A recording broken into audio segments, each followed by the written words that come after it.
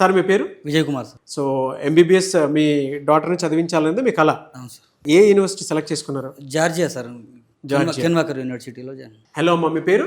అక్షయ sir. అక్షయ గారు, okay. So Georgia MBBS చేయడానికి వెళ్తున్నారు. బయట అదర్ కంట్రీస్ చాలా ఉన్నాయి. మీ పేరెంట్ చెప్పారని మీరు అక్కడికి వెళ్తున్నారా? ఇండియన్ ఎన్ఎంసీ రికగ్నిషన్ కావాలి కదా సార్, అది జార్జియాలో ఉంది. ఇంకా జార్జియా అనేది ఒక safest country and beautiful country అని కూడా విన్నాం కాబట్టి అది జార్జియా వెళ్ళడం బెటర్ అని ఫిక్స్ అయినాం. ఓకే.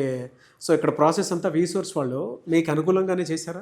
అసలు మాకు దీని తర్వాత పీజీ ఇక్కడ చేస్తే బాగుంటుంది, దాని తర్వాత మనకి లైసెన్స్ అయినా రావడానికి ఎట్లుంటుందో అన్ని ప్రాసెస్ స్టార్టింగ్ నుంచి అన్నీ మాకు ఎక్స్ప్లెయిన్ చేసేది సార్ వీసోర్స్ వాళ్ళు మంచిగా. ఆడపిల్ల కదా, సేఫ్టీ సెక్యూరిటీ అవన్నీ చూసుకుంటారు. హాస్టల్ కూడా వాళ్ళదే, ఇండియన్ ఫుడ్ కూడా ఉంటుంది అని కూడా చెప్పారు సార్. మళ్ళీ నేను కెన్వాకర్ ఇంటర్నేషనల్ యూనివర్సిటీ చూస్ చేసుకున్నది ఎందుకంటే పీజీ కూడా ఇప్పుడు ఆ యూనివర్సిటీలో ఒక యూఎస్ఎంఎల్ఏ అని ఒక ఎంట్రన్స్ ఎగ్జామ్ ఉంటుంది. ఆ ఎగ్జామ్ క్లియర్ చేస్తే మనం యూఎస్ఏలో ఫ్రీ పీజీ చేయొచ్చు. ఆ ఎగ్జామ్ క్లియర్ చేయడానికి కెన్వాకర్ యూనివర్సిటీలో మనకి డే 1 నుంచి క్లాసెస్ ఉంటాయి.